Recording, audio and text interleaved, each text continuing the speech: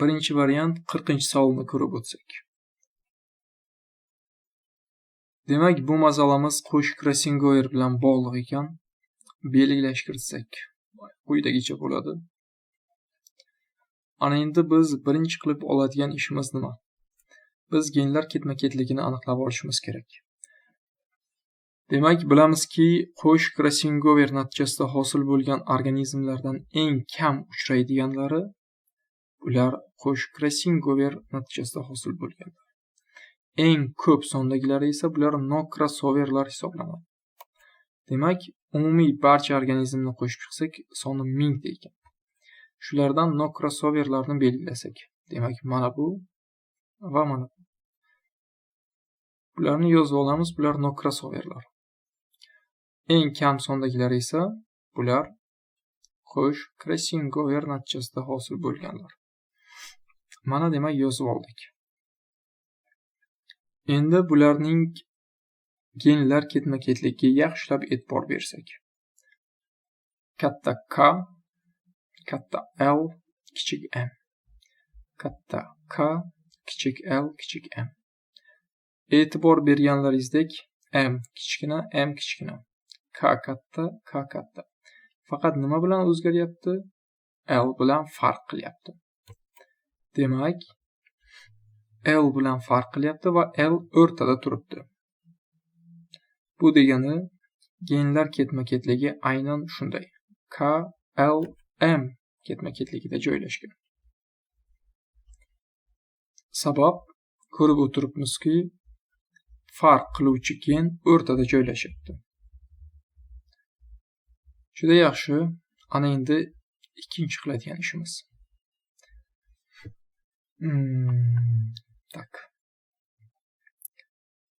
Demak, no crossoverlarni topib oldik. Mana bu esa qo'sh crossing over. Xo'p, bizda yana genotiplar bor. Bu. Xo'p. Mana bu organizmlar qaysi chalkashuv natijasida hosil bo'lgan? Buni qanday topib olishimiz mumkin? Demak, buning uchun e'tibor beramiz. Katta K, katta L, kichik m. To'g'rimi? Bu yerda kichik m, katta L, lekin kichik K kelyapti. Mana solishtirsak. Kichkina m, katta L, katta L. Nima bilan farq qilyapti? K, katta K, bu yerda kichkina K. Demak, bu yerda K'larning joyi almashgan. Bu degani aynan bu crossing over K va L o'rtasidagi yakka crossing over hisoblanadi. Yaxshi. Ana endi mana bu qolyapti. Bu tabiiyki L va M orasida qolayotgan yakka crossing over. Shunday bo'lsa ham ko'rib o'tamiz. Demak, bu no crossover organizm. Mana bu yerda bunda katta K, bunda katta K, bunda katta L, bunda katta L. Nima bilan farq qilyapti? M. Bunda katta M, bunda kichkina m. Demak,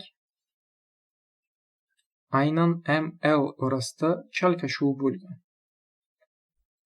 Shuning hisobiga demak, shunday genotip hosil bo'lgan ekan. Xo'sh, demak, bularni ham aniqlab oldik. Endilikda masala shartida so'ralgan narsalarni topib olishimiz kerak. Nazariy qo'sh crossing over necha foizga teng deyilyapti? 3-ish.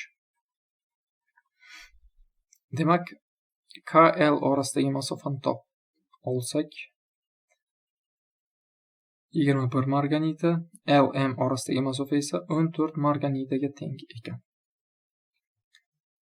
Nazariy qo'sh crossing overni topib olish uchun 21 taqsim 100 ko'paytirilgan 14 taqsim 100 ko'paytirilgan 100, demak, nazariy qo'sh crossing over 2,94 ga teng ekan.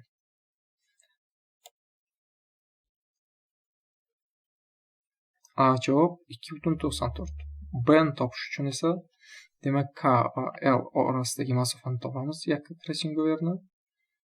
Buning uchun 110 qo'shilgan 96.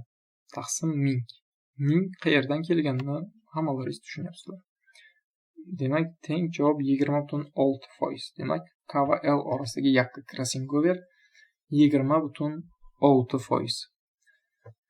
Hurmatli o'quvchilar, ustozlar, sertifikat kitob biologiyani kamida bir marta tugatib, masalalar ishlash ko'nikmasiga ega bo'lgan insonlar uchun. Agarda sizda hozir masala yechimida qandaydir muammo bo'layotgan bo'lsa, siz bundan osonroq variantini o'rganmaganligingiz sababli kelib chiqqan bu narsa. Shuning uchun nasib bo'lsa, masala kitobimiz chiqqanda albatta masala kitobni olib, undan masalalar ishlanishini o'rgansangiz bo'ladi. Yoki masala kursimizga a'zo bo'ling va bemalol 2-3 oy ichida barcha masalalarni o'rganishingiz mumkin. Xayr, sog' bo'ling, salomat bo'ling.